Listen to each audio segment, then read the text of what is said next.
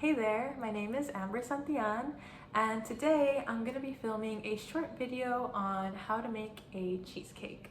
So basically, I'm a beginner at baking, so I'd say my target audience for this video would also be beginners in baking. The reason is that it's quite a very simple recipe to follow, so I'm sure that we'll be able to get through this easily. So let's get started first by showing you the ingredients that you're going to need. So all you're gonna need really are these simple ingredients. You're gonna need 2 of these little pie crusts. You're gonna need a can of condensed milk, a can of evaporated milk, 1 block of cream cheese. It can be any brand, doesn't matter. Same goes for anything else. And you're gonna need some eggs. And you're also going to need a blender because it's just gonna make blending all of these things way easier than by hand. So now that I've shown you this, I'm gonna go to the first step.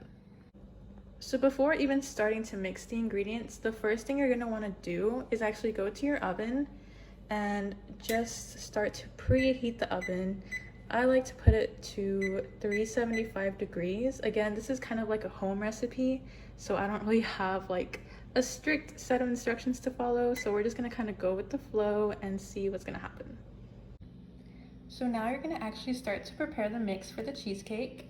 So you're just gonna go ahead and add each ingredient one by one. I like to do the liquid first so that it doesn't kind of splash everywhere. Just get all that evaporated and condensed milk in there. Feel free to go ahead and grab a spatula to just kind of get everything in there. I'm gonna do that off camera just because it kind of takes some time to do. And then you're gonna grab your cream cheese. Kind of hard for me right now to do with one hand, so I'm just gonna go ahead and do this off camera and I'll just show you the aftermath. Alright, so this is what your mix should look like after you're done adding all the ingredients. I added the cream cheese. I actually kind of cut it into fourths just because it's easier to blend.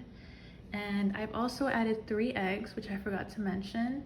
And I've also added the rest of that evaporated milk that was stuck at the bottom of the can. This is really important to do since it's such a thick liquid. You want to make sure that you get all of it out. So once you've got that all in there, you're gonna go ahead and blend it. And I'm also gonna do this off screen just because of the fact it's really loud. So let me just go ahead and do that. So this is what your mixture is gonna look like after you're done blending it. It's a very smooth, milky kind of consistency, kind of like a smoothie. So now you're gonna take your 2 little pans of cookie crust and you're just gonna go ahead and fill both containers. You can actually make 2 servings with this, which is awesome because you get more. So I'm just kind of filling them equally, trying not to go all the way to the top because if it does go all the way to the top while it's baking, it's gonna expand just a little bit and it's gonna overflow your crust. So as you can see, I've already used all the mixture. So this is perfect for making 2 cheesecakes. The next thing you're gonna do is just stick them in the oven. So I'm gonna go ahead and do that right now off camera. Okay, so there they are, placed in my oven side to side. Honestly, you're probably not gonna wanna fill them as much as I did because as you can see, when I was walking over here, I kind of tilted them a little too far to one side, so the liquid itself actually kind of spilled a little. So that's what it's gonna look like. So now you're just gonna go ahead, close the oven, and I'd say to perhaps leave it in there for about, we'll set the timer for 40 minutes. 40 minutes. And we're just gonna come by checking it ever so often.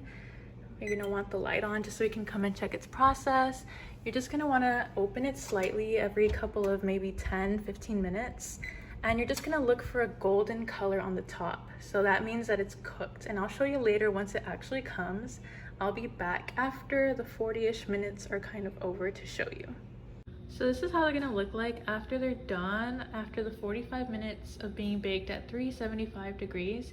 You can see that they have that really golden brown texture color to them. And just to make sure that they're fully cooked, you can just go ahead and take a toothpick or any sort of pointy stick. Just go ahead and stab it anywhere. And as long as it comes out clean like that, you can see there's nothing on the toothpick itself. then you know it's good to be eaten and it's been cooked fully. So there you go, that's how you make cheesecake with my home recipe. I hope you enjoy and go ahead and try it out. It tastes really good and you can go ahead and top it with anything you'd like, maybe whipped cream, some cherries, strawberries. Just go ahead and try it out.